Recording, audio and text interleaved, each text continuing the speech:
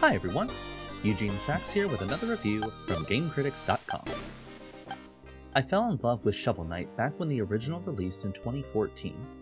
Everything about it was honed to perfection.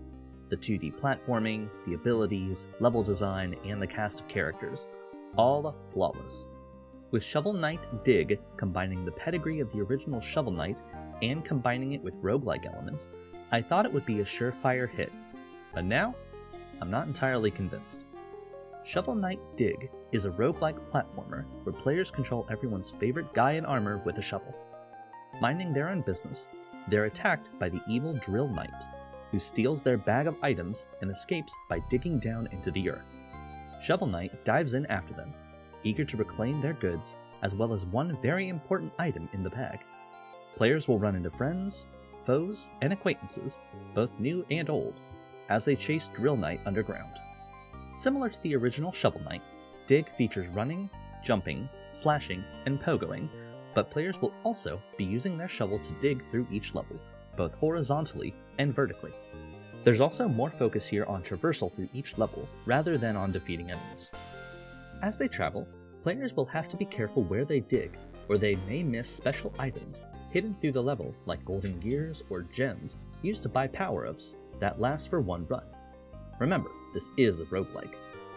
There are also special areas that hold secrets for the players to find, and as one would expect, there are boss fights at the end of each area. However, don't think you can take as much time as you'd like and comb all the goods from each zone. There's a deadly machine that will eliminate Shovel Knight in one quick motion if they're too slow. While all these things make Dig stand out from the rest of the Shovel Knight canon, where it really diverges are the roguelike aspects. Each new run will always start players in the Mushroom Mines area, controlled by Spore Knight. However, players will then have a branching path to choose what's next. One may have a shop for health and abundance of flying enemies, while the other may have no flying baddies, but a difficult mini-boss, or perhaps even a bonus like a new ability. After going through a series of these levels and defeating the big boss at the end of each zone, an option appears to let players choose which of two knights to go after next. Apart from the varying route choices, the roguelike structure here means that there are some items and upgrades that players will have to re-obtain if they died during a run, since not all items and abilities are permanent. However, while a chunk of accumulated treasure will be lost upon death, some will remain and be stored in order to unlock items on future runs. So where we stand at the moment is that Dig has the style of Shovel Knight and solid roguelike elements, but the problem is they don't mesh together as well as one would hope. Due to the new elements of play, it feels like the controls were changed in a way that dampens the nuance of the original. The crisp edges of movement and action feel less snappy and less intentional, though they do have some forgiveness if the input isn't quite perfect.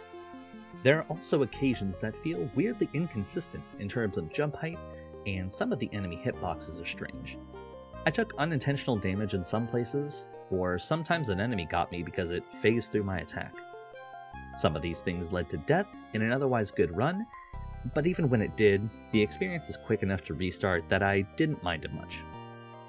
What I feel is a bigger issue is the length of the campaign and the content it has, or lack thereof.